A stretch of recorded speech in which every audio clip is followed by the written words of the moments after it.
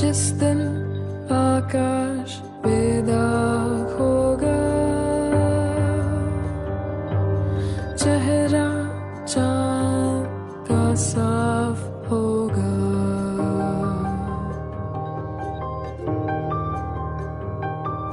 जिस दिन आकाश बेदाग होगा, चेहरा चांद का साफ होगा, जिस दिन समय ने आंखें खोली, इंसाफ इंसाफ इंसाफ होगा। बहता क्या आँख में उम्मीद नहीं है, आंसू का मोल तो है, खरीद नहीं है। तराजू उठेगा तो इंसाफ होगा, होगा होगा इंसाफ होगा, इंसाफ इंसाफ इंसाफ होगा।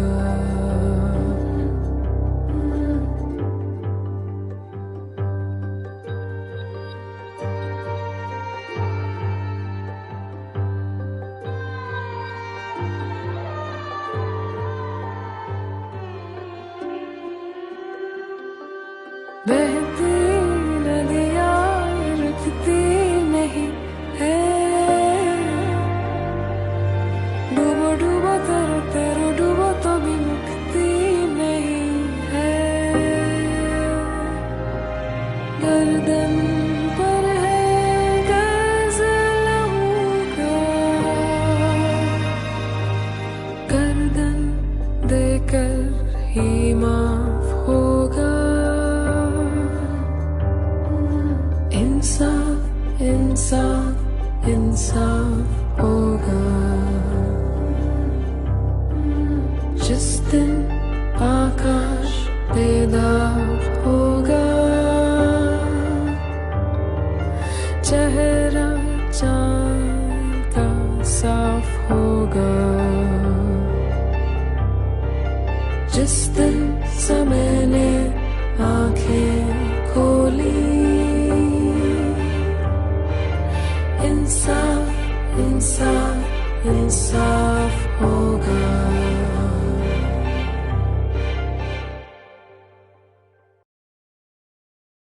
ओम शांति। जब नाव जल में छोड़ दी, तूफान में ही मोड़ दी, दे दी चुनौती सिंधु को, फिर धार क्या मझधार क्या। जब छोड़ दी सुख कामना, आरंभ कर दी साधना, संघर्ष पथ पर बढ़ चले, फिर फूल क्या अंगार क्या। कह मृत्यु को वरदान ही, मरना लिया जब ठान ही, जब आ गए रणभूमि में, फिर जीत क्या फिर हार क्या। संसार का पी पी गरल, जब कर लिया मन को सरल, तपस्वी शंकर हो गए, फिर राग क्या श्रृंगार क्या। साधना का पथ है, और एक बार जो निर्णय ले लिया वो ले लिया, एक बार संकल्प कर लिया सो कर लिया। महान आत्माएं एक ही बार प्रतिज्ञा करते हैं, जो सोच लिया जो ठान लिया वही अंतिम। और इसी पथ पर आगे बढ़ते चलो, न रुकना है, न मुड़ना है, न झुकना है, न थकना है। क्या करते जाना है, आगे बढ़ते जाना है, फिर जो होगा सो होगा।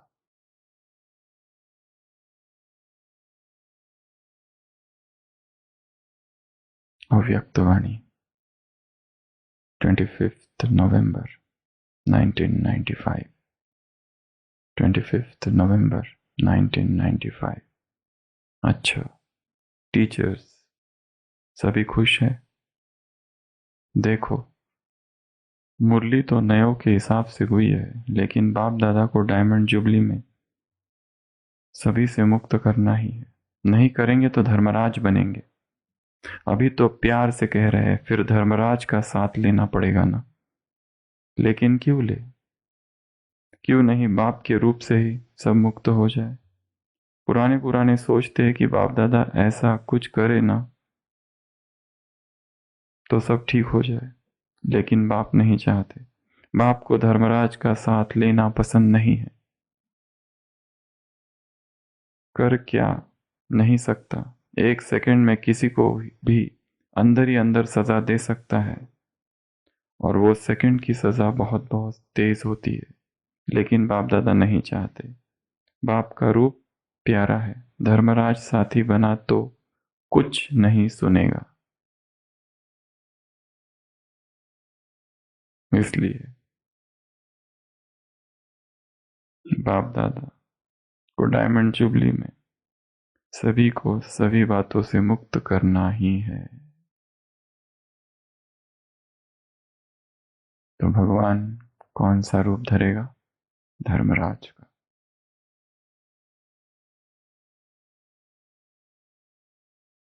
और सजा दी जाएगी।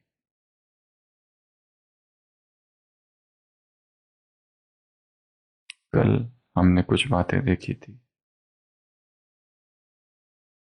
ब्राह्मणों पर कुछ पेंडिंग केसेस भी है, 63 जन्मों के और वर्तमान के आरोप। कौन कौन से आरोप? तुम पर आत्मिक दृष्टि रखने के बजाय दैहिक दृष्टि रखने का आरोप है।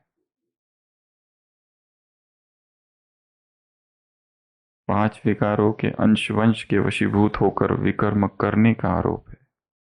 समय को सेवा में सफल नहीं कर इधर उधर व्यर्थ की बातों में गंवाने का आरोप है। परचिंतन, परदर्शन, परमत प्रपंच में रहकर ब्राह्मण जीवन के महत्व को नहीं समझने का आरोप है। दूसरों को सुख देने के बजाय दुख देने का, कटु वचन बोलने का, टॉन्ट करने का, कसने का आरोप है। समय होते भी बाप को याद नहीं करने और सेवा नहीं करने का आरोप है। दूसरों का कल्याण करने के बजाय उनका अकल्याण करने का आरोप है। मुरली नहीं सुनने और ज्ञान का मनन चिंतन नहीं करने का आरोप है। और जो टॉपिक दिया गया और भाषण समय टॉपिक को छोड़कर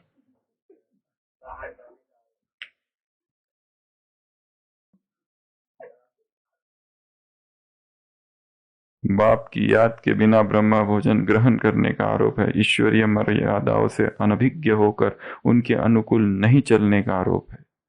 कोई व्यक्ति है, यदि उसे लॉ का पता नहीं है और वो कोई आरोप करता है, गलती करता है, तो उसे मिस्टेक कहा जाता है।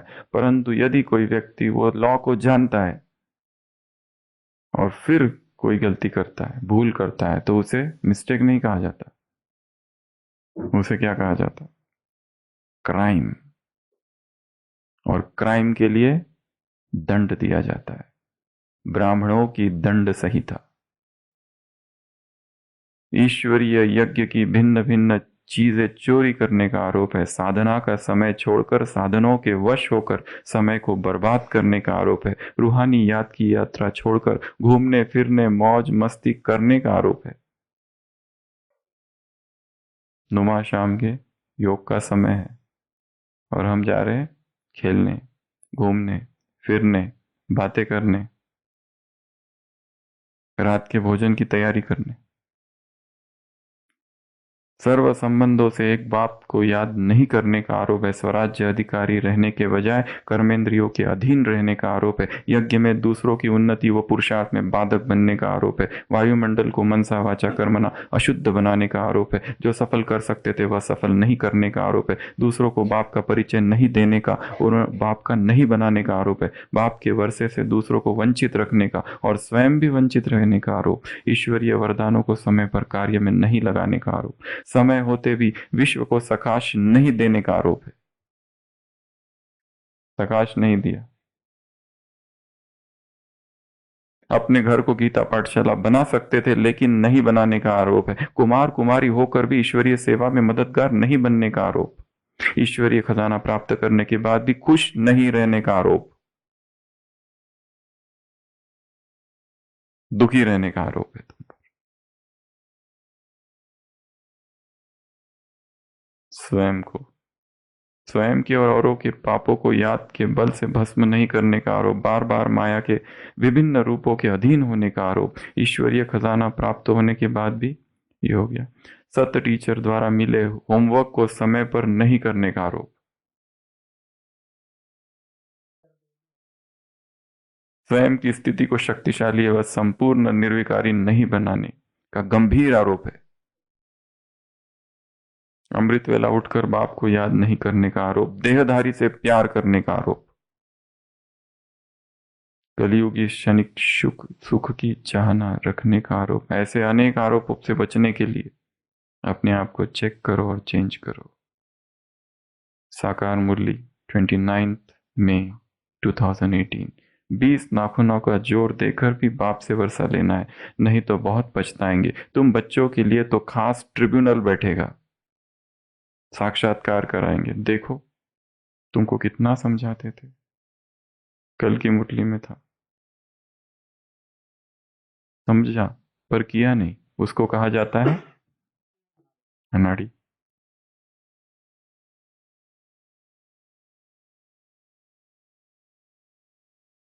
तो आज भट्टी का 7वां दिन।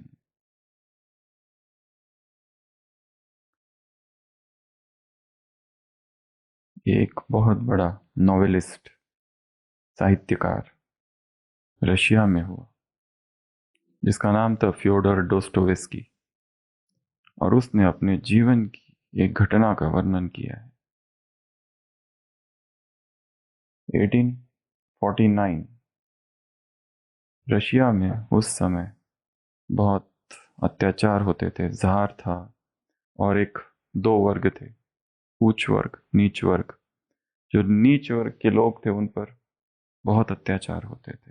और फ्योडर डोस्टोवेस्की उस समय 27 वर्ष का था, युवा, और उसने आंदोलनकारियों के साथ हाथ मिला लिया और विद्रोह किया सत्ता के खिलाफ, और उसे पकड़ लिया गया और उसे ऐसी जगह रखा गया, अंधेरी कोठरी में, जहां पर बिस्तर ठीक नहीं, भोजन ठीक नहीं। उस अंधेरी कोठरी में थोड़ा सा सूरज का प्रकाश मात्र आता था। बस 8 मास वो और उसके साथी सारे क्रांतिकारियों को वहां रखा गया। 8 मास तक फ्योडर वहां था। और अचानक एक दिन बेल बजती है, एक बग्गी आती है और उनको कहा जाता है उठो चलो उसमें बैठो। उनको लगता है कि हमको शायद छोड़ दिया गया है। उनके आंखों पर पट्टी बांध दी जाती है और उनको हाथ बंद और लेके जाते। एक जगह पहुंचते, पट्टी खोलते, देखते हैं वहां अब इन सब को एक एक करके मार दिया जाने वाला है। गैलोज। उसके 2-3 मित्र और वो खुद खड़े हो जाते, पीछे से हाथ बांध देते, पट्टी, और सोल्जर्स खड़े हो जाते बंदूक लेकर उनको मारने के लिए। और जब मारने ही वाले होते उसी समय, उसी पल एक संदेशवाहक घोड़े पर बैठकर आता है, जार, जार अर्थात राजा, राजा का संदेशवाहक, और एक पत्र देता है। और पत्र में लिखा है कि फ्योडर डोस्टोवेस्की और उसके जो साथी है उनको मुक्त कर दिया जाए। और फिर उनको छोड़ दिया जाता है।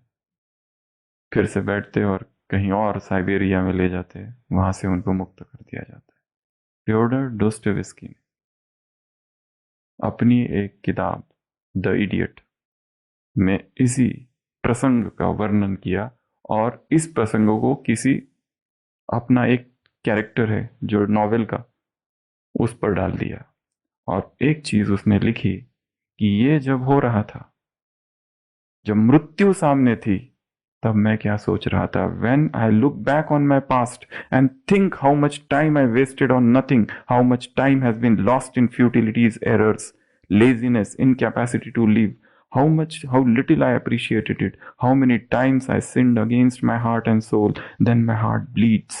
Life is a gift, life is happiness, every moment, every minute can be eternity of happiness. वो सोचता है जब उस तरह से हम लोगों को अभी मारने ही वाले थे, तब अचानक मेरे मन में विचार आया कि मैंने अपने जीवन के कितने पल, कितने समय, कितना समय बर्बाद कर दिया, कितनी बार कितने सारे छोटे छोटे पाप कर दिए, और जीवन कितना क्षणिक है, और जीवन में मुझे क्या करना चाहिए था और क्या मैं कर दिया।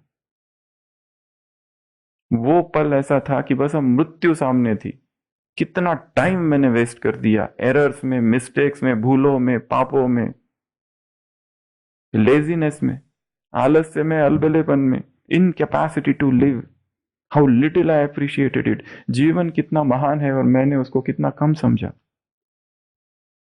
उस किताब में पार्ट 1 चैप्टर 5 यही इवेंट वो उसका एक कैरेक्टर है उसमें डालता है, और वो व्यक्ति कहता है, what if I didn't have to die, I would turn every minute into age, nothing could be wasted, every minute would be accounted for. यदि आज अगर मृत्यु ना आ जाए, भगवान से प्रार्थना करता है वो कैरेक्टर, अगर आज मुझे मृत्यु ना दो तो मैं वादा करता हूं एक एक मिनट सफल करूंगा, बस ये मृत्यु रोक दो, मैं फिर, मुझे एक अवसर दे दो, बस एक अवसर, एक अंतिम अवसर।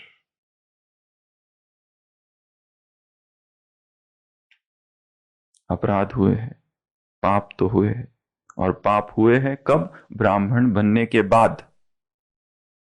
पहले जो हुए उन्हें, उनके लिए तो माफी दी जा सकती है, अज्ञानियों को माफी दी जा सकती है, परंतु ज्ञानी जो सारी आचार संहिता को जानते हैं, जो सारा न्याय विधान जानते हैं, लॉ को ब्रेक किया है, लॉ को ब्रेक किया तो दंड तो मिलेगा। इंसाफ, इंसाफ, इंसाफ होगा। गर्दन पर है कर्ज लहू का, गर्दन देकर ही माफ होगा। इसलिए जो कुछ इस ब्राह्मण जीवन में किया है, कल भी कहा था, उसके लिए क्या कर लो? माफी मांग लेना। आधा माफ अर्थात ये नहीं कि माफ, आधा माफ अर्थात जो सजा होगी उसकी पीड़ा, उसकी महसूस था थोड़ी कम होगी। तो बाबा कह रहे, धर्मराज साथी बना तो कुछ नहीं सुनेगा। अव्यक्त मुरली कब कह रहे हैं? 95 में। कल हमने आरोप देखे, आज हम सजा देखेंगे, दंड। मनुस्मृति में मानव धर्मशास्त्र में दंड के विधान दिए हुए, किस किस प्रकार के दंड। वाक दंड, किसी को खाली सुनाया जाता है कि तुमने गलत किया, डांटा जाता है और छोड़ दिया जाता है, ये सबसे माइनर वाला। किसी को धीक दंड, सेंसर, रोक दिया जाता है। किसी को धन दंड, फाइन, ये अच्छा है, चलान। बाधा दंड, फिजिकल पनिशमेंट, या तो हाथ पैर तोड़ दिए जाते हैं, या मृत्यु, या तो कोड़ों से मारा जाता है। ब्रांडिंग, बैनिशमेंट, या तो राज निकाला दे दिया जाता है, या तो देश निकाला, या तो इम्प्रिजनमेंट, कारागार में डाल दिया जाता है। अलग अलग प्रकार के दंड होते थे। बाधा दंड, धन दंड, धीक दंड, वाक दंड, या फिर कॉन्फिस्केशन ऑफ प्रॉपर्टी, उसकी सारी जायदाद जब्त कर लिया जाती है। पब्लिक ह्यूमिलिएशन, घोड़े पर गधे पर बिठा के उल्टा करके काला मुंह करके घुमाया जाता था। मुझे याद है जब हम 6th स्टैंडर्ड में थे, हमारी हिंदी की किताब में एक चैप्टर था, उसके बाद वो कभी भी पढ़ने को नहीं मिला, ना कभी वो कहानी मिली कहीं। अगर मिले तो बताए। उसका नाम था प्रतिक्रिया। उसमें 3 लोग होते हैं, तीनों ने चोरी की, तीनों पकड़े जाते हैं। राजा एक एक को बुलाता है, पहले को बुलाते हैं, राजा उसको देख कर कहता है तुमने अच्छा नहीं किया, तुमने नहीं करना चाहिए था। वो जाता है, आत्महत्या कर लेता है। इतना ही कहा उसे, कुछ नहीं कहा जाता। दूसरे को बुलाते हैं, राजा उसे इतना डांटता है, इतना डांटता है। वो जाता है, उसे बहुत बुरा लगता है, सबके सामने मेरा अपमान हुआ। वो अपने एक कमरे में जाते अपने आप को बंद कर लेता है, निकलता नहीं बाहर। तीसरे को राजा कहता है इसको गधे पर बिठाओ, उसका मुंह काला करो और उसको घुमाओ। और जब उसे घुमाते रहते हैं वो हंसते रहते हैं। निर्लज्जम सदा सुखी। प्रतिक्रिया। आगे क्या था याद नहीं, बहुत साल हो गए। ये एक लेसन था। तो दंड अलग अलग प्रकार के होते हैं। मुरलियों में नरक का वर्णन आता है, मनुस्मृति में 21 प्रकार के नरक का वर्णन है, भागवत में 28 प्रकार के नरक का वर्णन है, अग्नि पुराण में 4 प्रकार के नरक का वर्णन है। उस नरक में सड़ोगे। गरुड़ पुराण में एक एक चैप्टर में दिया गया है, ये करोगे तो ये होगा, वो करोगे तो वो होगा, ऐसा करोगे तो वैसा होगा। ये सब क्यों था द्वापर से? क्योंकि पाप कर्म थोड़े कम हो जाए, लोग थोड़े डरे, इसलिए दंड। अगर व्यक्ति को डराया नहीं जाए तो क्या होता है? करता जाता है, करता जाता है। पाप को रोकने की एक ये विधि है, और अभी भी चल रही है। परंतु इतिहास में कुछ और भी चीजें देखी गई है। इंग्लैंड में 200 वर्ष पहले जब भी कोई चोर पकड़ा जाता था तो क्या करते थे? पब्लिक प्रोसिक्यूशन, पब्लिक के सामने उसे कोड़े मारे जाते थे, और उसे देखने के लिए सारे लोग इकट्ठे हो जाते थे। यह विधान था। पर इसमें गड़बड़ हो गई। वो जो लोग इकट्ठा होते थे वहां पे पॉकेट मार की संख्या बढ़ गई। एक क्राइम है, उसको रोकने के लिए क्या किया गया? लोगों के सामने, ताकि लोगों के मन में भय बैठे। परंतु वहां किसकी संख्या बढ़ गई? पॉकेट मार जो थे, पिक पॉकेट्स। एक क्राइम को रोकने के लिए जो कुछ करने गए उसमें और क्राइम। लाओ त्से ने कहीं कहा है, the moment you make a new law, law breakers are created. नए नए लॉ बनाओ तो क्या बनता है? नए नए लॉ ब्रेकर्स क्रिएट हो जाते हैं तुरंत, और मनुष्य का पतन होते ही जाता है, होते ही जाता है, होते ही जाता है। तो ब्राह्मणों के भी, और ये सारे इस भट्टी के 2 ही लक्ष्य है। और पहला लक्ष्य है अपने अपने बिल्कुल निस्वार्थ कर्म में अपराध को देखना, अपने अच्छाई में बुराई को देखना, अपने गुणों में अवगुणों को देखना, अपने ब्रह्मचर्य में काम वासना को देखना, अपने करुणा में क्रोध को देखना। आज कहा ना, क्रोध के लिए शांति, आत्मिक दृष्टि। अपने अवगुणों को कैसे देखना? आंखें फाड़ फाड़ के देखना, टैनी दृष्टि से देखना, एकांत दृष्टि, अनेकांत दृष्टिकोण से देखना, हर तरीके से, हर तरफ से, ऊपर से, नीचे से, दाएं से, बाएं से, कहाँ दोष है अपने दोषों को देखना, अपनी निर्दोष दृष्टि में दोष को ढूंढना, अपनी पॉजिटिविटी में निगेटिविटी को ढूंढना, अपने सरल स्वभाव में कुटिलता को ढूंढना, कपट को ढूंढना, अपने निर्विकारी जीवन में षड्यंत्रों को ढूंढना कि हम भी कुछ कम षड्यंत्रकारी नहीं है। निरंतर षड्यंत्र करते रहते हैं अंदर ही अंदर, अंदर ही अंदर। अपनी विश्व कल्याणकारी वृत्ति में स्वार्थ छिपा हुआ है। मैं, मेरी महिमा हो, बाकियों का मुझे कुछ लेना देना नहीं। जो कुछ मैं कर रहा हूं किस लिए कर रहा हूं? मेरी महिमा के लिए कर रहा हूं, बस। जहां मेरी महिमा हो वो स्थान मुझे अच्छा लगता है। जो लोग मेरी महिमा करते वो लोग मुझे अच्छे लगते, जो मेरी महिमा नहीं करते, मेरी निंदा करते, उनसे मैं दूर भागता हूं। वो मुझे अच्छे नहीं लगता, उनकी बातें अच्छी नहीं लगती है। सारा खेल मैं के इर्द गिर्द चल रहा है। अपनी महिमा में निंदा को ढूंढो। तो आरोप तो बहुत है, सजाएं कौन कौन सी है, अलग अलग प्रकार की सजा है। इस ब्राह्मण जीवन में ही वो सजा हमको मिलेगी। उसके लिए ब्राह्मण जीवन पूरा होने के लिए या संगम युग पूरा होने की आवश्यकता नहीं है, अभी इसी समय। और कौन कौन सी सजा है? बहुत सारी सजा है। सबसे पहली सजा अमृत वेला। 8 भागों में सजा को डिवाइड करते हैं। अमृत वेला, दूसरी मुरली, तीसरा भोजन, चौथा ट्रैफिक कंट्रोल, पांचवा कर्मयोग, छठवां नुमा शाम का योग, सातवां ज्ञान की चिटचाट, रात्रि चाट। 8। ये एक वर्गीकरण है। ऐसे अलग अलग वर्गीकरण है। एक वर्गीकरण ये है, यदि ब्राह्मण जीवन में श्रीमत को तोड़ा, श्रीमत का उल्लंघन किया, सब कुछ जानते हुए, सब कुछ समझते हुए, पता है फिर भी, तो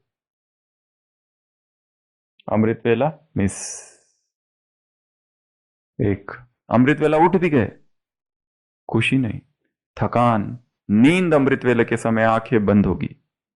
ये क्या निशानी है? किसकी निशानी है? जरूर उसके पहले दिन कोई ना कोई पाप किया है, कुछ ना कुछ तो किया है, इसीलिए तो नींद आ रही है इतनी भयंकर। तीसरा, अमृत वेले अशरीरीपन का अनुभव ही नहीं, कितना भी चिल्लाते रहो अंदर से, मैं आत्मा हूं, मैं आत्मा हूं, मैं आत्मा हूं, आत्मा उड़ती नहीं है। शरीर शरीर शरीर का ही अनुभव होता है। अगला, उठ भी गए, आत्मा का अनुभव भी कर लिया, परंतु क्षणिक, व्यर्थ संकल्प, इधर उधर की बातें याद आएगी। अमृत वेला जो प्राप्ति होनी चाहिए वो नहीं होगी, जो अतीन्द्रिय सुख का अनुभव होना चाहिए वो नहीं होगा। ये दंड है। वहां जो दंड का विधान है अलग है, फिजिकल पनिशमेंट नहीं है यहां पर, यह सूक्ष्म पनिशमेंट है। अमृत वेला मिस हो गया, जरूर रात को सोते समय कुछ ना कुछ गड़बड़ की है। जैसे सोने के लिए श्रीमत दी गई है वैसे नहीं सोए थे, मोबाइल देखते देखते, media, social media, WhatsApp, TV, serial, songs, jokes, messages, phone पर बातें, ये सब करते करते, या परचिंतन की बातें, 2 लोग कमरे में हैं, क्या क्या हुआ उसका डिस्क्रिप्शन करते करते सोए थे।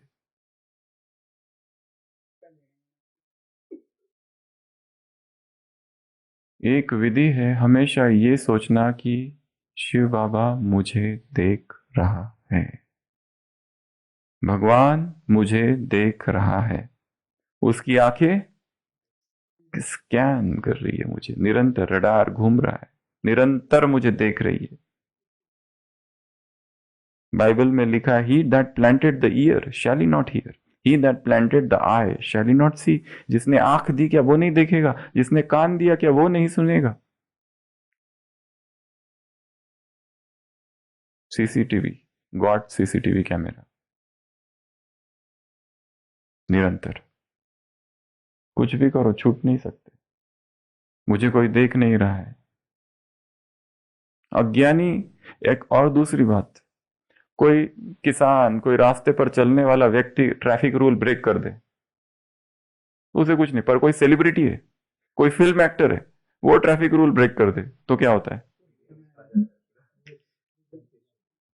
कोई सेलिब्रिटी, कोई फिल्म स्टार, कोई पॉलिटिशियन ट्रैफिक रूल ब्रेक कर दिया, हम कौन है? सेलिब्रिटीज। इस दुनिया के सेलिब्रिटीज कौन है? हीरो एक्टर्स हम हैं। साधारण सा पदाती, सैनिक, किसान, व्यापारी कोई नियम तोड़ दे, उसकी कोई चर्चा नहीं होगी। पर हम कौन है? सेलिब्रिटीज है।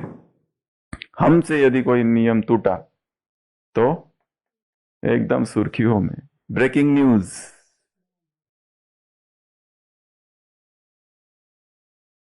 अमृत वेला, दंड मिलेगा। अमृत वेला ही दंड मिल गया, जो कल किया उसका। सो सकते थे 8:30 बजे, 9 बजे, 10 बजे तक, पर फिर भी व्यर्थ की बातों में, झरमोई झगमोई में, इधर उधर फोन करने में, बातें करने में, news, social media, songs, television, serials, movies, films, trailers,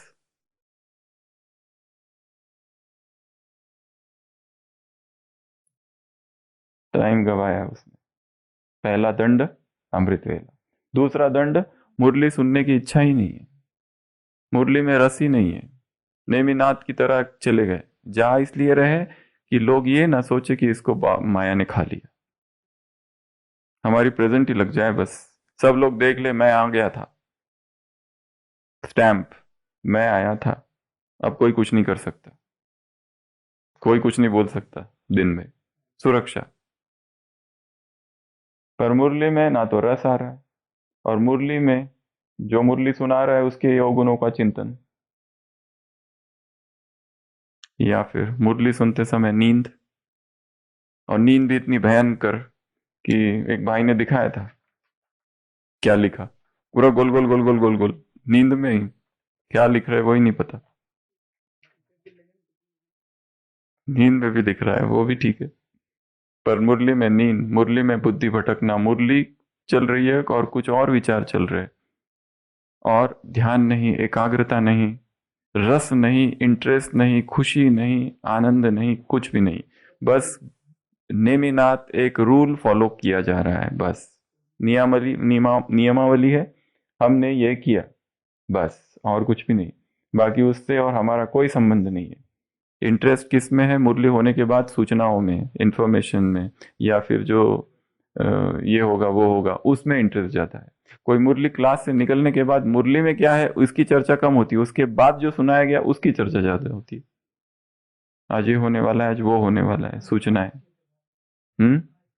कहाँ की दिवाली है और गाड़ी कितने बजे है, और वहां बन क्या रहा है।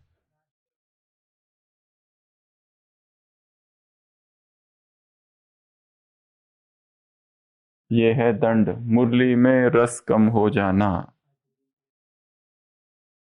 ये है दंड। तीसरा, भोजन। भोजन करते समय याद नहीं, भोजन करते समय स्थिति बड़, बातें करते करते बातें खा रहे। जब हम बातें करते करते खाते तो ज्यादा खाते, क्योंकि ब्रेन को सिग्नल जाता है कि अभी तृप्ति नहीं हुई है। एकांत में भोजन नहीं, मौन में भोजन नहीं, भोग लगाकर भोजन नहीं। जो भी खा रहे, क्या खा रहे हम उसकी चर्चा नहीं कर रहे, पर जो भी खा रहे उसके प्रति भावनाएं कम है। वो केवल इंद्रिय तृप्ति के लिए खा रहे, ये भाव ही नहीं है कि ये क्या है, और ज्यादा खाया जा रहा है इसलिए, इस वजह से। और टेस्ट के अधीन होकर खाया जा रहा है, भोग नहीं लगा रहे। हम सोच रहे कि सबने भोग लगा दिया, वो तो जनरल लगा, तुमने कहाँ लगाया? किस मनस्थिति में खा रहे, उसमें दोष दिखाई दे रहे। प्रार्थना, भोजन करना एक प्रार्थना है, एक तपस्या है, यज्ञ है भोजन। भोजन में रस कम हो जाना, या तो बहुत खाना या खाना ही नहीं, दोनों भी चीजें। इंटरेस्ट ही नहीं, क्योंकि हमारे पसंद का बना ही नहीं। किचन में गए, देखा डाइनिंग में क्या बना, टिंडी की सब्जी, एकदम भूख खत्म। कद्दू, भूख खत्म। करेला, भूख खत्म। आज कोई कहे क्या हुआ, आज भूख नहीं है, और बाहर निकला चला वहां कुछ और है, पनीर, एकदम भूख जाग गई। तो भूख का आधार क्या हुआ? टेस्ट। इसमें भी रस नहीं, और सारे दिन भर केवल भोजन का ही चिंतन चल रहा है, सुबह से लेकर रात तक, क्या खाऊं और क्या खाऊं, ये खाया, वहां क्या बन रहा है, यहाँ क्या बन रहा है। सारी जीवन भोजन के इर्द गिर्द घूम रहा है ब्राह्मण जीवन। उसके बाद में ट्रैफिक कंट्रोल, कब बज रहा है, क्या बज रहा है, कुछ पता नहीं, कोई लेना देना नहीं है ट्रैफिक कंट्रोल से। वो बजता है, एक रूटीन सा बज गया है, वही गीत कब बजता है, जब बजता है तो सोचते कब खत्म होगा ताकि बोले। ये बाधा हो गई बोलने में एक। अच्छा बोलना चालू था, बीच में बज गया, जल्दी बाधा टले। ये है दंड। अगला, कर्मयोगी। कर्मों में पाप होंगे अपने आप, चाहते नहीं है, कि हमारी जो दिनचर्या है वो टूटे, पर अपने आप ही बोल ऐसे निकलेंगे कि दूसरा हर्ट होगा। अपने आप ही दिनचर्या ही ऐसी होगी कि जिसमें पाप ही पाप हो रहे।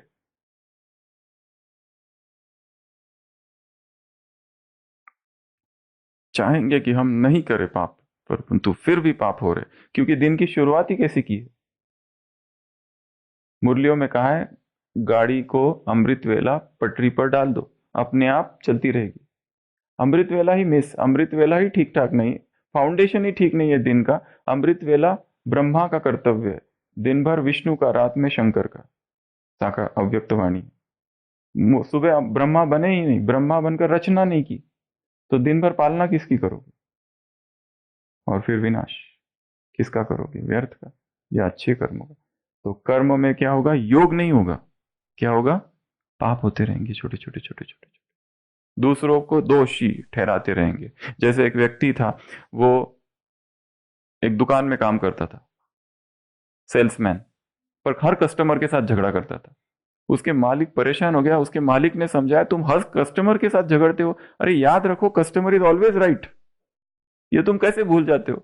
पर रोज भूल ही करते रहता था, हमेशा झगड़ते रहता था। फिर कहता मैं काम छोड़ के जा रहा हूँ, और काम छोड़ के चला जाता है। कुछ समय के बाद मैनेजर को वो कस्टमर, वो अपना सेल्समैन दिखता है पुलिस के ड्रेस में, पुलिसमैन, ट्रैफिक पुलिस। कहता है ये कैसे? तो कहते हैं मैंने सारे प्रोफेशन ट्राई किया, ये एक ही है प्रोफेशन जिसमें कस्टमर इज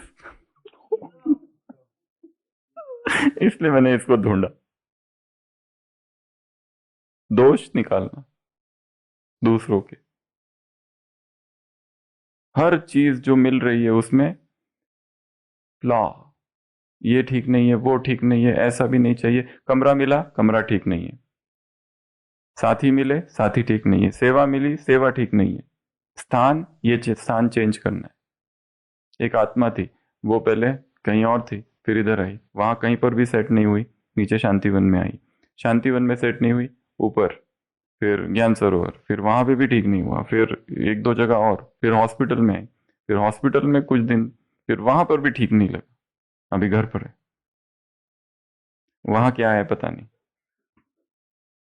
क्योंकि हर चीज में दोष है। कहीं पर सेवा ठीक नहीं है, कहीं पर टाइमिंग ठीक नहीं है, कहीं पर लोग ठीक नहीं है, कहीं पर बॉस ठीक नहीं है, कहीं पर जूनियर ठीक नहीं है, कहीं पर जो सेवा का नेचर है वो ठीक नहीं है, उसमें हमारा योग नहीं होता है।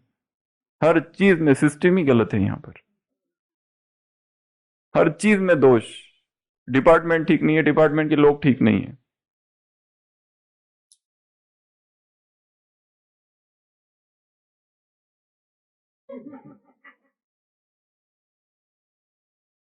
आंगन में ही दोष निकाल रहे हैं।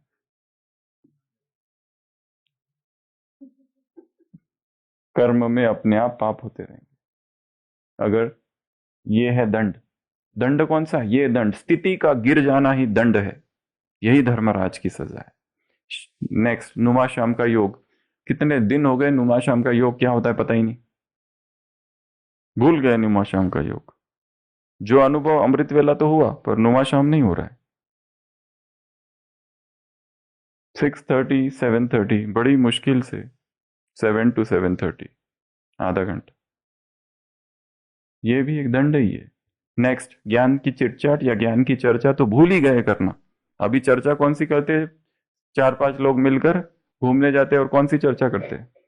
मौसम की, पॉलिटिक्स की, स्पोर्ट्स की, कहाँ क्या हो रहा है, कौन से भाई के साथ क्या हुआ, कौन सी बहन के साथ क्या हुआ, फिल्मी दुनिया, वो सब की चर्चा होती है। ज्ञान की चर्चा कहाँ है? ज्ञान की चर्चा खत्म, संसारी चर्चा चल रही है। और ऐसा यदि हो तो ये भी समझ लेना दंड ही है।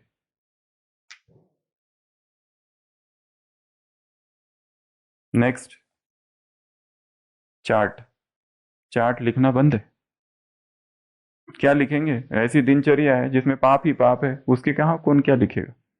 चार्ट तो हम तब लिखते हैं जब इतनी खुशी है कि सारे दिन भर हमने सुबह से लेकर हर श्रीमत का एक लिस्ट बनानी है। अमृत वेला किया, सब कुछ किया, और सब कुछ इतना परफेक्ट किया। अमृत वेला भी किया, मुरली भी सुनी, चिंतन भी किया, मनन भी किया, अध्ययन भी किया, दूसरों को ज्ञान भी सुनाया, खुद भी सुना, क्लास भी सुनी, एकांत में भी गए, एक्सरसाइज भी की, सब किया। भोजन पर संपूर्ण संयम था, कहीं पर कोई भी मिस्टेक नहीं हुई है। पूर्ण भोग लगाकर नीचे बैठकर मौन में किया, कोई व्यर्थ की बातें नहीं की और एक मिनट भी वेस्ट नहीं किया सारे दिन भर। बस अपना काम कर्मयोग होते ही सीधा अंदर घुस जाओ, इधर बहुत काम करना बाकी है। बाह्य मुक्ता ही बहुत बड़ा एक पाप है देखा जाए तो। सुबह से लेकर रात तक बाह्य मुखी, अंदर कब जाएंगे? अंदर कितने काम करने बाकी है। तो चार्ट वही लिख सकता है जो दिन भर एक्यूरेट चल रहा है, नहीं तो चार्ट लिखने की इच्छा ही नहीं होती है। दो चीजें, एक चार्ट लिखना, एक डायरी लिखना। चार्ट न भी लिखो पर डायरी तो जरूर लिखो। एक डायरी हो जिसमें हम अपनी दिनचर्या लिखें, पूरी सुबह से लेकर रात तक क्या हुआ, और उसमें फिर याद का चार्ट भी डालो। तो ये हो गए 8 प्रकार के दंड। अब एक दूसरी श्रेणी भी है, ज्ञान योग धारणा सेवा।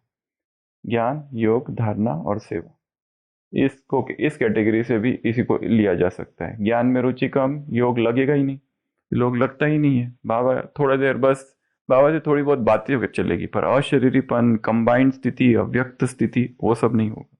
धारणाएं, धारणाएं टूटेगी दिन भर। थॉट लेवल पर भी प्यूरिटी तोड़ना अर्थात लॉ को ब्रेक करना है। विचार के तल पर भी ब्रह्मचर्य को तोड़ना अर्थात लॉ को ब्रेक करना है। और लॉ को यदि तोड़ा, प्यूरिटी लॉ है इस यज्ञ में, तो उसका दंड है।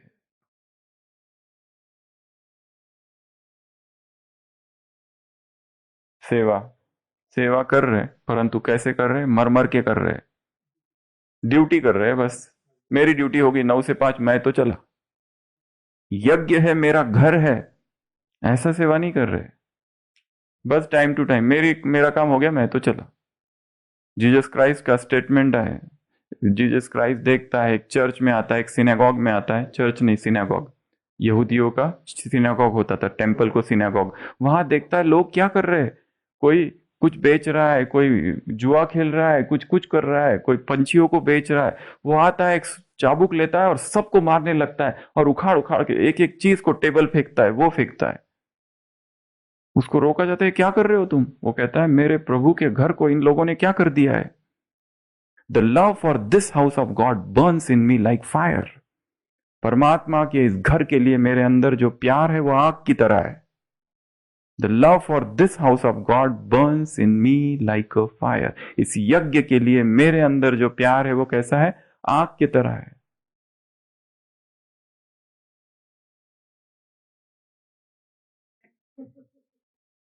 You have made the house of my God into den of thieves.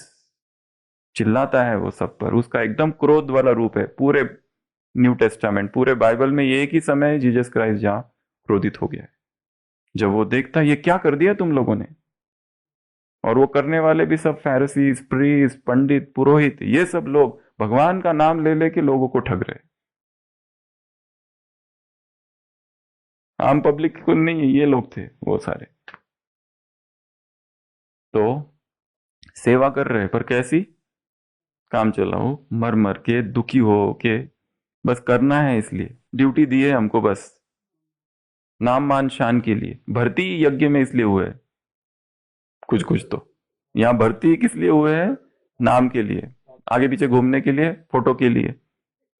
ज्ञानामृत दिखते ही सबसे पहला चीज क्या ढूंढते हैं? मैं हमने फोटो दिया था, वो कहाँ है? इधर 10 फोटो है, वो 10 फोटो से कोई लेना देना नहीं। वो जो छोटा वाला जो है ना, उसमें मैं दिख रहा हूँ राखी बांधते हुए या गिफ्ट लेते हुए देते हुए, वो मैं हूं। ये कितना मनुष्य का स्वभाव देखो कैसा है। अगर ये फोटो है, ग्रुप फोटोग्राफ यहाँ लिया जाए और दूसरे दिन दिखाया जाए, सबसे पहले हम किसको ढूंढते? किसको ढूंढते सबसे पहले? अगर मेरा फोटो ऐसे आंखें बंद करके आ गया तो फिर क्या, कैसा लगता है? फिर बाद में इच्छा नहीं होती उसको देखने की।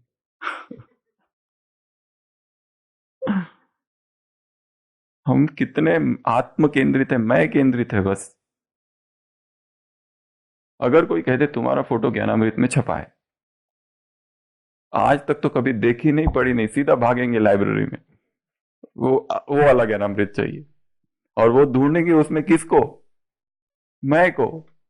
मेरा फोटो कहाँ छपा है? बाकी इतनों के छपे, उनसे मुझे कोई लेना देना नहीं है। मुझे लेना देना किससे है? बस अपने आप से, मैं से। तो ज्ञान योग धारणा सेवा, ये एक प्रकार का दंड है, इसमें गिर जाएंगे। तीसरा वर्गीकरण है अग्नि।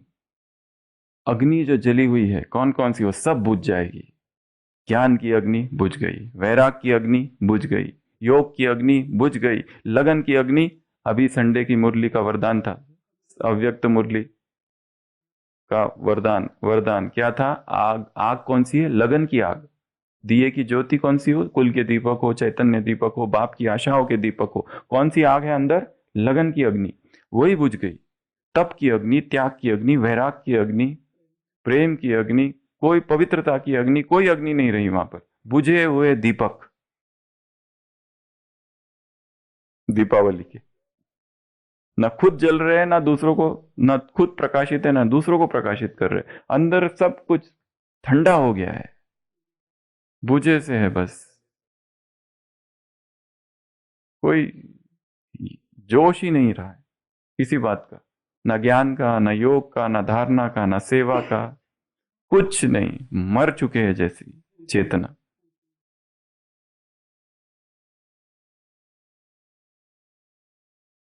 स्वयं को स्वयं ही जगाना है। नहीं तो जैसे एक बॉल है, उसको सीढ़ियों से नीचे फेंको, कहाँ जाता है? नीचे नीचे नीचे नीचे। एक दिन गलती करो, अगले दिन वही गलती करने की फिर इच्छा होती है। नीचे नीचे नीचे नीचे, वो नीचे ही जाएगा।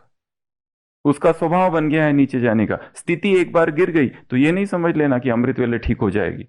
वो नीचे ही गिरती जाएगी, गिरती गिरती गिरती गिरती, और नीचे और नीचे और नीचे, जब तक तुम कठोर पुरुषार्थ से उसको रोकोगे नहीं, परिश्रम से। पूरी दिनचर्या पे के प्रति हमारा जो चिपकाव है कि मेरी ये दिनचर्या है, कंफर्ट जोन में मुझे रहना है, बस यही है। निकलो वहां से बाहर। जहां संगठन है वहां उसके बीच में जाओ, जहां तीव्र पुरुषार्थी लोग हैं उनके उनका संग करो, जहां ज्ञान की चर्चा हो रही है उनके बीच में जबरदस्ती जाकर बैठो, क्योंकि पता है यही मार्ग है। इसके अलावा कोई मार्ग है ही नहीं। नहीं तो बाकी केवल व्यर्थ ही व्यर्थ है। सब जगह व्यर्थ के ही अंबार लगे हुए हैं। चर्चा किसकी चल रही है? मौसम की, भालू की, भोजन की, पॉलिटिक्स की।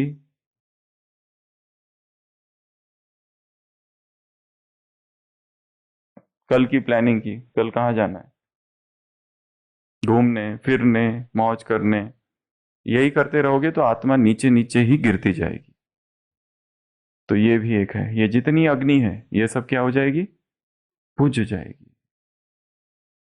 और इस पूरे यज्ञ में यदि कोई खुश है और सुखी है तो एक ही व्यक्ति है।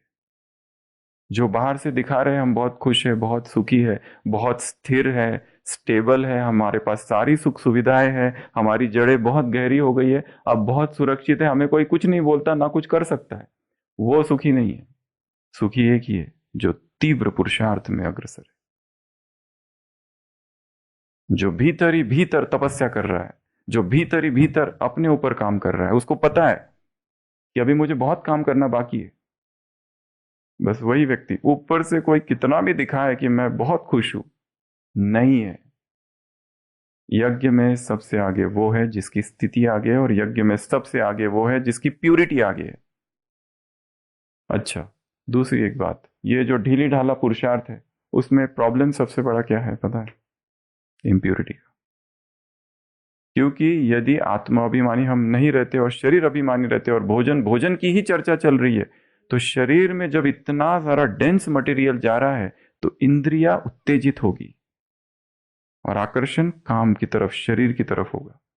पर डायरेक्ट विकार में नहीं उतरेंगे, परंतु प्योरिटी अलग अलग, जब प्योरिटी को दमन किया जाता है इम्प्योरिटी का, वो अलग अलग रास्ते ढूंढती है फिर। दोस्ती के, फ्रेंडशिप, गिफ्ट्स, ये सब, हंसी मजाक, खेलना कूदना, ये सब कुछ, या फिर फोन पे बातें करते रहना, इधर उधर की बातें, सेवा संबंधित। Data, video calls, calls, video films. और एक दूसरी बात, जब हमें अगर कोई समझाने की कोशिश करे, संडे की मुरली, कोई समझाए या बताए तुम गलत हो, वो खुद मान भी ले, पर नेचुरल हो चुकी है तब तक, या फिर पहले तो मानेगा ही नहीं। जैसे एक थीफ था, एक चोर था, उसको तीसरी बार पकड़ा गया, जज ने पूछा तुम क्यों करते हो, व्हाट इज योर कंट्रीब्यूशन, तुम्हारा इस संसार के लिए क्या कंट्रीब्यूशन है, हमेशा चोरी करते रहते हो। वो कहता है बहुत बड़ा कंट्रीब्यूशन है, मेरी वजह से तो तुम सब जी रहे हो, जज, वकील, वो सीआईडी, डिटेक्टिव्स, पुलिस, अगर मैं नहीं हो तो तुम सब, तुम्हारा क्या होगा, तुम्हारे लिए मैं जी रहा हूं। तो व्यक्ति अलग अलग अलग कारण ढूंढता है, एक्सक्यूजेस ढूंढता है, पर मैं राइट हूं। तो ये सब क्या था, दंड विधान, ब्राह्मणों का के लिए दंड विधान। पुराने जमाने में यदि कोई किसान कोई अपराध करता था, उसे एक काशार्पण, अगर राजा अपराध करता था 1000 काशार्पण देने पड़ते थे दंड। तो हम सब राजा है, हम सब बड़े लोग हैं, वीआईपीज है, सेलिब्रिटीज है। ये तो हो गई स्थूल सजा, अभी और सूक्ष्म सजाएं कौन कौन सी है, ये तो हो गई बहुत स्थूल, मेंटल पनिशमेंट्स है कुछ। ये फ्योडर डोस्टोवेस्की का एक स्टेटमेंट है, वो कहता है it is the mental anguish of the memory of the crime and fear of punishment. आज अपराध हुआ, 20 साल के बाद सजा हो रही है, तो ये 20 साल क्या था, ये ही सजा थी, अब क्या सजा दे उसको 20 साल के बाद। It is the mental anguish of the memory of the crime and fear of punishment. तो मानसिक सजाएं कौन कौन सी है, सबसे पहली मानसिक सजा है गिल्ट कॉन्शियसनेस। गिल्ट कॉन्शियसनेस, अपराधी भाव, सेल्फ हेट्रेड, खुद के प्रति हेट्रेड, हीन भावना, एकदम न्यूनगंडता, ये है पहली सजा। दूसरी सजा है एंग्जाइटी, हमेशा बेचैनी रहती है, हमेशा घबराहट रहती है। आपने किसी को मार दिया और उसकी सारी जायदाद ले ली, पुलिस से छूट गए, रोज रात को वो व्यक्ति आएगा स्वप्न में दिखेगा, बदरू, कोई बदरू आएगी और सताएगी तुमको, एंग्जाइटी। तीसरा भय, इनसिक्योरिटी रहेगी, निरंतर इनसिक्योरिटी, यही सजा है। वो पुलिस से तो छूट गया है, कोर्ट से छूट गया है, पर ये सूक्ष्म सजा है, उसके अंदर ही अंदर चल रहा है हमेशा।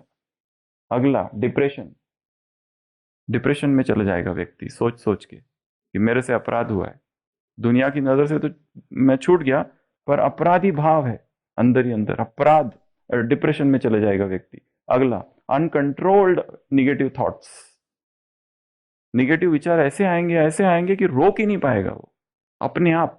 नेक्स्ट अनकंट्रोल विशियस थॉट्स, विकार के विचार अपने आप आएंगे। अगला टेंशन, एक निरंतर स्ट्रेस रहेगा, एक तो भय, इनसिक्योरिटी बताया, एक टेंशन निरंतर रहेगा कि किसी को पता ना चल जाए। एक बोझिल मन, क्या पुरुषार्थ करेगा, पुरुषार्थ के लिए मुक्त हृदय चाहिए, पुरुषार्थ के लिए जीवन खुली किताब चाहिए, पुरुषार्थ के लिए सच्चाई चाहिए।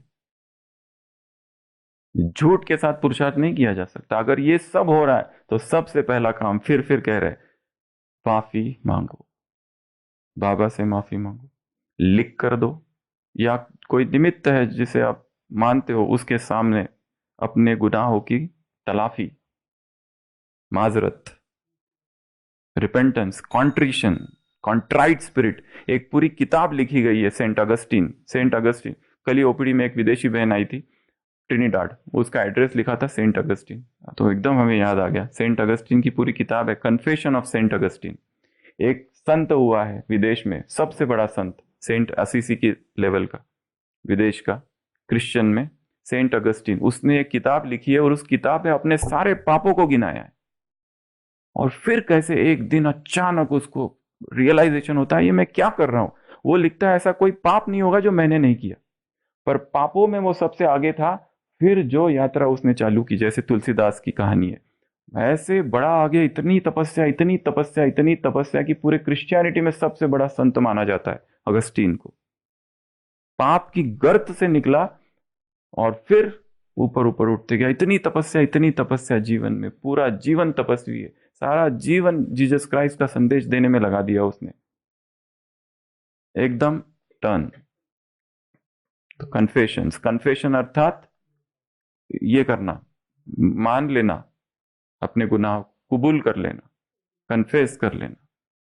एक व्यक्ति चर्च में रोज जाता है, कहता है हे प्रभु मेरे चारों ओर मकड़ी का जाल है, चारों ओर प्रलोभन ही प्रलोभन है, प्रलोभन ही प्रलोभन है, रोज यही कहता है। एक दिन वो फादर पीछे से आता है, वो कहता है I am surrounded by cobwebs, cobweb अर्थात मकड़ी के जाल, जहां देखो तब मैं फंसता हूं, हे प्रभु मुझे छुड़ाओ। वो फादर कहता है, कंधों पे हाथ रखते, किल द स्पाइडर। मकड़ी को क्यों नहीं मार देते तुम, भगवान को क्यों कहते हो कि मुझे उस जाल से छुड़ाओ। मकड़ी मतलब जो सोर्स है उसका, उसको खत्म करो, kill the spider. Om Shanti. हमारे बीच में जज साहिबा है। तो 2 मिनट, हाँ चलिए, तो 2 मिनट अपना थोड़ा अनुभव सुनाएंगे। पूनम मैडम आइए। वर्तमान समय कहाँ पर है, लखनऊ में है या रायबरेली के पास? तो ये जज साहिबा है, ज्ञान में चलते हैं बाबा के, और बहुत अच्छे अच्छे अनुभव है इनके। हमें सबसे पहले जब प्रेम भाई ने मिलाया तो पता चला अभी अभी किसी को लाइफ सेंटेंस दिया है, डेथ सेंटेंस। हम तो डर गए।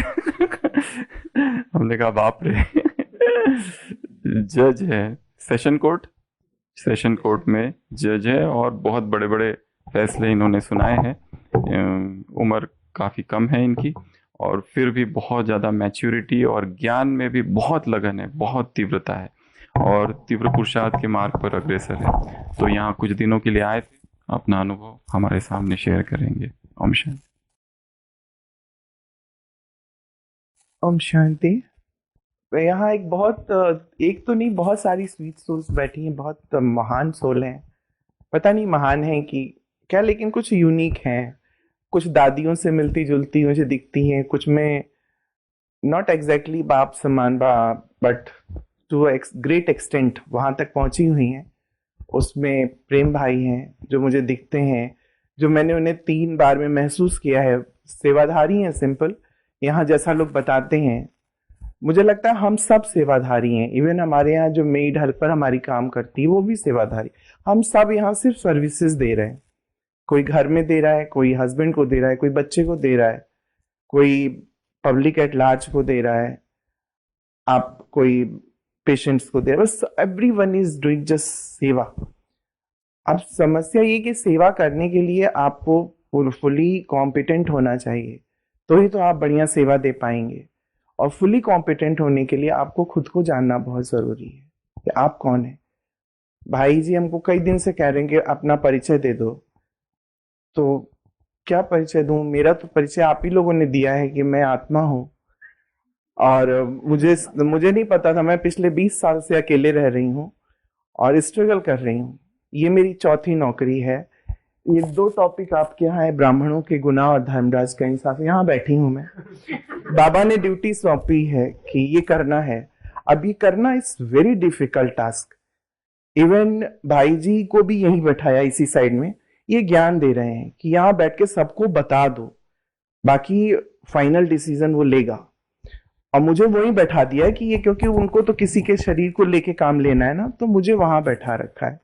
अब मेरा काम बहुत ही टफ इसलिए होता है क्योंकि मुझे कोई पसंद नहीं करता, किसी से हेल्प नहीं मिलती, और मेरी पहचान आप कहें कि कुछ यूनिक सोल हूं।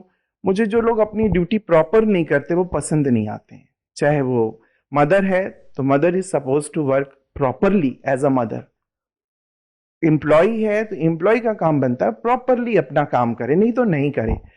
आप यहाँ बैठे, आपके ऊपर बहुत बड़ी ड्यूटी है।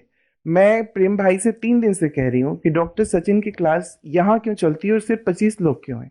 आपके यहाँ पता है, आपके इंस्टीट्यूशन में 2 तरह की क्लास चल रही है, और आई एम सो फॉर्चुनेट कि मुझे दोनों अटेंड करने को मिला 2 विजिट में। पहली बार कोरोना में के पहले आई थी 18 फरवरी 28 फरवरी। फर्स्ट डे में आई ब्रह्मा कुमारी मतलब सिस्टर शिवानी, मुझे इतना ही पता था। मेरे डिस्ट्रिक्ट जज ने एक बार कहा था सुन लेना, तो झगड़ा उगड़ा मेरा हुआ कुछ डिस्ट्रिक्ट कोर्ट में काम को लेकर के ही। तो उन्होंने कहा तुम बहुत अच्छी ऑफिसर तो बहुत इम्पार्शियल हो, काम करती हो, लेकिन खुद के लिए बहुत नुकसानदायक है, तो तुम एक आध बार सिस्टर शिवानी को सुनो। तो when I heard sister Shivani I came to know that कि you will have to work on self, खुद पे काम करना है, दूसरों के बारे में तो आपको सोचना ही नहीं है। तो अच्छा लगा सुन के, थोड़ा पीस भी मिला। फिर मुझे लगा इससे मिलते हैं, ये है ऐसे ही भाषण ही दे रही है, कुछ है भी। तो मैं सीधे बस प्लान किया, उसका दूसरा वीडियो मैंने उनका नहीं सुना, घर फॉरवर्ड कर दिया, पढ़ो लोग, बड़ी अच्छी चीज है ये। यहाँ मिलने आई, बहुत सारी क्वेरीज लेके आई थी कि पूछूंगी उनसे क्या है कैसे है। अब मेरे बगल के कमरे में हारमोनी हॉल में रुकी हुई थी वो। तो जब मैं फर्स्ट टाइम उनसे मिलने गई तो कुछ ड्रामा ऐसा था कि मुझे स्टेज तक बुला लिया गया, अकेले में उनसे मुलाकात करा। I couldn't speak single words before her. I was so shocked कि मेरे जैसा लॉजिकल आदमी और इससे बात नहीं कर पा रहा इनसे। रात में आई वाज सो डिस्टर्ब, मैंने कहा अच्छा रात में इनके कमरे में चलती हूँ। फिर मुझे लगा नहीं ये कुछ सिंपल है, अपना अध्यात्म करेंगे, छोड़ो डिस्टर्ब। मैं किसी को डिस्टर्ब नहीं करना, ना मुझे डिस्टर्बेंस पसंद है, ना मैं दूसरों को डिस्टर्ब करती हूँ। आई थॉट कि ओके फॉरगेट दैट, अब छोड़ो, सवेरे मिलते हैं। और सवेरे फिर उनसे मिली, मैंने कहा सिस्टर आई एम गोइंग। तो अभी भी मेरा स्टिल मेरे हाथ शी इज शिवरिंग। उन्होंने मेरा हाथ खींचा और लिफ्ट की तरफ लेके चली गई। पूरा क्राउड उनको पकड़ने को था, मेरे को तो ना क्राउड से मतलब ना इधर से मतलब, बस एक वही दिखी, मैंने कहा बाय करें और चले यहाँ से। वो मेरा हाथ खींच के ले गई लिफ्ट में और बोली चलो नीचे तक चलते हैं। तो वो कुछ कुछ बोलती रही, I couldn't hear to be very honest, कुछ भी नहीं सुन सकी मैं। और फिर उसके बाद जो है लिफ्ट के नीचे आ गए, तो मुझे लगा अब तो खत्म, अब फिर जा रही है, फिर मैं नहीं बोल पा रही हूँ। मैंने कहा सिस्टर खूब तेज से, वो अपना चल रही थी, मैं पीछे मैं कुछ तो बोल लूँ इनके आगे, कुछ तो बोल लूँ। तो मेरे मुंह से सिर्फ एक वर्ड निकला। मैं चूंकि यहाँ टॉप पे आई थी हिल पे, तो मेरे लिए नीचे बहुत क्योस है, यही मेरा एक वर्ड उनके सामने था, नीचे बहुत क्योस है। एंड शी सेड कि ये क्योस तो और बढ़ेगा, you must visit to centre. I don't know centre क्या होता है, ज्ञान क्या होता है। सूरज भाई को एक लोग मिलवाने ले गए आप लोग, वो देखते ही मुझसे कुछ ऐसा बोले, काम का तो अलग था। तो बोले कि ज्ञान में आ गई, इन लोगों से पूछा ज्ञान में आ गई है, ज्ञान है। तो हमें लगा ज्ञान है, पढ़ लिख के बंद हो गए, अब क्या ज्ञान। तो फिर मैंने तो कुछ सोचा होगा इनका अपना ज्ञान, ये सोच रहे होंगे मैं बच्ची हूँ, ऐसा मुझे लगा कि मुझे बच्ची समझ रहे हैं। तो मैंने उनसे कुछ ज्यादा नहीं बोला, लेकिन एक वर्ड उन्होंने बोला कि डेथ सेंटेंस तो देना पड़ेगा। तो मुझे लगा कि इनको कुछ कानून भी नहीं पता है। And then I left the place, I went back to my work place. वहां गई, फिर यही भाई जी लोग जो सिंपल आत्माएं हैं, जिनको हम लोग सोचते हैं जैसे आपको लगता है सेवाधारी भाई में से एक भाई ने कहा कि आप एज ए चीफ गेस्ट हमारे यहाँ आइए। हम लोग कहीं पब्लिक प्लेटफॉर्म पे जाना अलाउड नहीं है, तो अवॉइड करते हैं, लेकिन इनके यहाँ मुझे पहले तो मैंने मना कर दिया। मैंने लिटरली स्कोल्डेड हिम कि आप लोग मुझे बुलाया मत करिए, क्योंकि आपकी संस्था को मना करना मेरे लिए मुश्किल हो जाता है और मेरे कदम चल जाते हैं, और यहाँ आना मेरे काम में बाधक है, क्योंकि I am not suppose to attend any public platform, और मैं अपने काम के प्रति बहुत स्ट्रिक्ट हूँ। तो मैं गई इनके यहाँ, एंड जस्ट आई एंटर्ड, मैं वो भूल ही नहीं पाती हूँ। जैसे ही I entered in the hall, I realized the same vibration which I realized in Mount Abu at ज्ञान सरोवर। तो मुझे लगा ये हॉल और कमरा वहां सिंपल ऐसे ही बड़ा सा है, इतना ही बड़ा है, और 8-10 कुर्सियां लगी हुई हैं। अब मैं तो यहाँ सिल्वर जुबली से गई थी, तो मेरे मुंह से बस एक ही सेंटेंस निकला कि ये तो जगह माउंट आबू है भाई, ये आप लोग मुझे यहाँ क्यों बुलाएं, और इसको माउंट आबू बना दो, क्योंकि सबके पास इतना पैसा नहीं है कि वहां तक पहुंचा सके। कन्वेंस से खर्च वर्च लगता है, मुझे नहीं पता था ऐसे भी लोग आ जाते हैं यहाँ पर जो सेवा भाव से हो। तो मुझे लगा कि इसको बना दो, लोग इसकी बेनिफिट लें यहाँ पर आकर के। और फिर मैंने ही कई चीजें ऑर्डर कर डाली, सिलसिला शुरू हो गया, आती जाती रही वहां। तो इस तरह से बाबा की टचिंग और बाबा का अनुभव तो मेरे साथ बहुत सारा हो रहा है। मैंने पिछले 20 सालों में, मेरे फादर चीफ मेडिकल ऑफिसर रहे, डॉक्टर फैमिली से हूँ। I am the first person in my family who came in the judicial field, जो इसने लॉ पढ़ा। कोई जज जानता ही नहीं जज क्या होता है, इवन मैं भी नहीं जानती थी। मैंने लॉ पढ़ाई करी थी जेठमलानी बनने के लिए। We were state long back, हमारे पास काफ़ी प्रॉपर्टी है। तो I lost my father at the age of 18 when I was 18। तो एक था कि प्रॉपर्टी बचानी है, I am eldest one in my family और सिस्टर भाई ब्रदर्स नहीं था। मतलब मैं जेठमलानी बन जाती हूँ, प्रॉपर्टी पढ़ लूँ लॉ और बन जाऊंगी। तो वहां पे लोगों ने फिर मोटिवेट किया कि तुम जज बनो। नहीं, क्या होता है। तो जब मैं पढ़ रही थी ना, at that time also I was very serious, मुझे नॉर्मल लॉयर तो बनना नहीं था, जेठमलानी बनना था। मैं खूब सारी सारी एक एक किताबें, सारे प्रॉब्लम सब पढ़ के एकदम रात रात भर पढ़ के पक्का 3 साल का एलएलबी। फिर ये हुआ कि आप जो है कंपटीशन दीजिए जज के लिए। मैंने ये जज तो सुना ही नहीं था, जज नॉर्मली लोग नहीं सुनते हैं उतना। तो फिर उसके बाद जो है एग्जाम दिया, वो भी क्लियर हो गया, रैंकिंग भी आ गई, सब हो गया, नौकरी में आ गए। जब यहाँ पे इसके पहले मैं, मेरा 4th जॉब है, मैं सॉफ्टवेयर इंजीनियर भी रही हूँ, साल भर किया। At that time I lost my father, so I quit that job, क्योंकि पैसे वाला हिसाब किताब था वहाँ पर, और इधर बड़ी थी सबसे, तो फैमिली देखना था। Then I join assistant professor in a national law university Hidayatullah Chhattisgarh. I served over there for 4 years। Material world है, बाल से लेके और चप्पल तक एक रंग का दिखना चाहिए, लाल पीला नीला हरा। सूट ही नहीं करता था पर्सनालिटी को, लगा यहाँ पढ़ाई कम और ड्रामेबाजी ज्यादा है, चलो यहाँ से भी चलो। I completed my education from Banaras Hindu university, is a very traditional university. तो संस्कार है वहां पर कुछ अलग तरह के। ये जॉब में थोड़ा सा सेटिस्फेक्शन इसलिए मिला कि यहाँ एक तो बिल्कुल पब्लिक से आप दूर हैं, अलूफ हैं, लेकिन काम जो मिला वो बहुत टफ टास्क है। और जैसा कि आप लोग ये जज साहिब है, जज है, जज है। व्हाट इज जज, व्हाट इज एसपी डीएम, क्या है ये? सिंपल एक नाम है उस काम के लिए। यह ब्राह्मण, क्या है ब्राह्मण मतलब, क्या आप समझ रहे हैं? डिवाइन सर्विस डिस्चार्ज कर रहे हैं आप जो बोल रहे हैं वो आप में दिखना चाहिए, अदरवाइज आप डिसरिस्पेक्ट कर रहे हैं उसकी। फिर मत लीजिए ये ड्यूटी, हट जाइए, हट जाइए, क्योंकि आप बहुत बड़ा नुकसान करें। और यही आपको डॉक्टर सचिन भाई को गॉड ने चुना है। वो मुरली भी सुना सकते थे ना, क्या जरूरत थी उनको ये वाला उसमें से निकाल करके क्लास लेने की? वो बाबा ने बैठाया है कि मुरली सुना, सारा आत्मा की ज्ञान सुन लिए कि आत्मा, what are the qualities of atma, you inculcated that qualities and now you become Brahmin, right? Now further what, अब क्या? आफ्टर बिकमिंग अ ब्राह्मण व्हाट इज योर जर्नी? क्योंकि जब तक जीवन है तब तक तो कर्म ही करना है ना। हम मटेरियल वर्ल्ड में काम कर रहे हैं, आप यहाँ काम कर रहे हो। तो नाउ व्हाट इज योर, तो you are getting a very wonderful class. कहाँ कहाँ ध्यान रखना है, it's so threatening and so dangerous. That threat attracts me to listen doctor Sachin कि कौन है। मेरा अब पहला जब मैंने वीडियो दिया तो एक ही वर्ड इनका था, मेरे फादर हमेशा कहते थे डॉक्टर शरीर मांस का लोथड़ा है। और उनके बाद आपके मुंह से सुना कि किस शरीर से प्यार कर रहे हो जो मलमूत्र कीड़े से भरा पड़ा है। मैंने, ये मेरे फादर की कॉपी है। अब I admire only my father till my life and now next see. मुझे लगा यही मेरा इलाज, थोड़ा बीमार उमार पड़ू तो कर सकते हैं, और कोई नहीं करने वाला है। And he is so blessed. MBBS तो सबने कर रखा है, मेरे पास डॉक्टरों की कमी नहीं है, डॉक्टर्स मेरी कोर्ट में डेली आते हैं। मैं अपना शरीर तो बहुत दूर की बात है दिखाना और उनसे बात करना, मैं अपने क्लाइंटों को भी नहीं छूने देती हूँ। मैं कहती तुम लोगों ने तो बर्बाद कर दिया, जाइए आप अपना काम करिए। और उन सबों को मैं यहाँ का जो ज्ञान थोड़ा बहुत लिखी बताती हूँ, ऐसे ऐसे करो, ना हो तो चले जाओ सब लोग वहां सुनो। तो वो जो है, बट ही इज ब्लेस्ड। क्यों ब्लेस्ड है? क्योंकि इन्होंने भी वही एमबीबीएस किया होगा, वही पढ़ाई करी। हालांकि एक लेक्चर में आप बोल रहे थे कि एमबीबीएस में भी जो है लोग लास्ट में पढ़ने आते हैं, बाकी दिनों में बड़े इंपॉर्टेंट काम करने होते हैं। वो मैंने लेक्चर सुना था, तो आई रियलाइज कि लग रहा है इन्होंने मेरी तरह जो है एमबीबीएस किया, जैसे मैंने लॉ किया है, एक एक चैप्टर पढ़ा है। सो आई वाज सो कॉन्फिडेंट कि जहां तक पढ़ाई का वो मिस्टेक होने वाला नहीं है। और क्राउन है ही एक बाबा का, तो यहाँ तो कुछ ना कुछ होगा। एंड आई रियलाइज, आप बिलीव नहीं करेंगे, आई एम नॉट अप्रिशिएटिंग।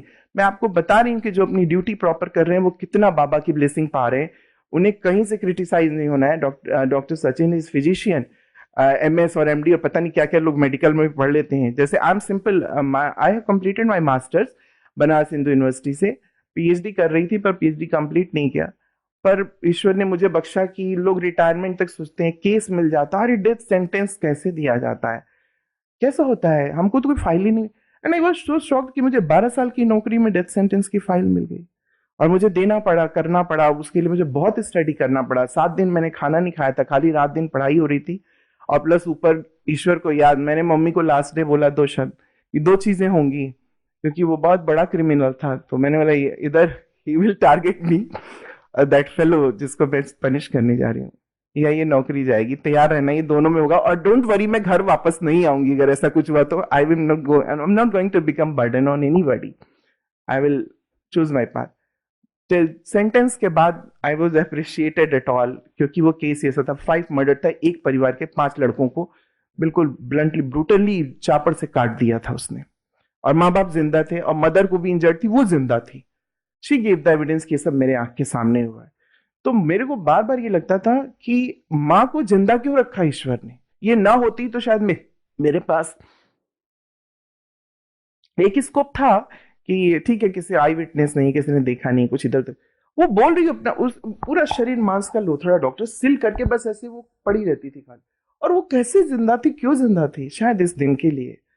तो अब ये सब काम मुझे अकेले करना था। इवन माई डिस्ट्रिक्ट प्रेम भाई जो विजिट किए थे, मैंने कहा करना है क्या करके है, पुनः हमने तो कभी किया नहीं है, देख लो अपना, सब अपना देख लो। 1-2 लॉर्डशिप को मैंने फोन किया, ऑनरेबल सुप्रीम कोर्ट में एक सर ऐसा केस आ गया, क्या करूं? क्या है तो डेथ सेंटेंस का देखो। तो एक आध ने असिस्ट भी किया, 3 थे तो उसमें से मुझे एक ही को देना था जिसने डेलिबरेटली किया था, है ना, माफीनामा है।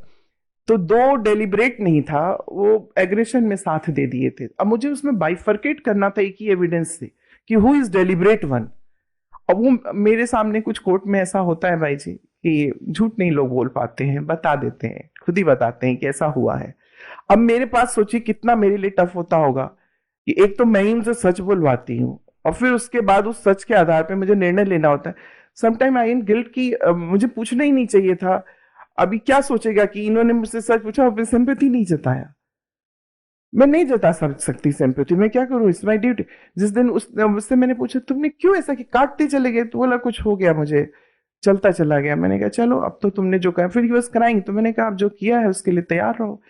जब मैंने ये सेंटेंस बोला तब तक मेरे दिमाग में नहीं था कि मैं इसको डेथ सेंटेंस देने जा रही हूँ।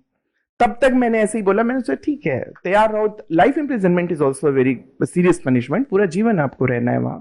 पर डेथ सेंटेंस में क्या होता है कि बेल नहीं होता है आपको पूरी। अगर कभी सपोज करिए रिटर्न भी जैसे होता था ना सुप्रीम कोर्ट से, तो वो आपको थ्रू आउट सड़ना तो जेल में ही है। तो डेथ सेंटेंस लोग अवॉइड करते हैं। लाइफ में कभी कभी मैं बेल हो जाती है। तो मैंने उसको बोला जिस दिन मुझे ये जजमेंट देना था उस दिन मैं नजर नहीं उठा पा रही थी अपनी। अंदर से कहीं से आ रहा था कि शायद मैंने पूछा ना होता इससे तो मैं आज ये नहीं करती। क्यों पूछा मैंने? लेकिन ये उनको कराना था हमारे माध्यम से, सब नहीं, का आपको माध्यम बनाना था। और जिस तरह न्यूज बना पूरा, जिसकी वजह से ये लोग मिले मुझे, कि न्याय प्रशासन पे फिर से एक बार 20 साल बाद विश्वास हुआ। This was the marginal note in every news paper and media at all. तो आई थॉट कि अच्छा तो मैं इसलिए थी कि मैंने न्याय प्रशासन पे इतने लोगों का विश्वास कायम किया and then that punishment was very meagre. वो उसका अपना कर्मा था।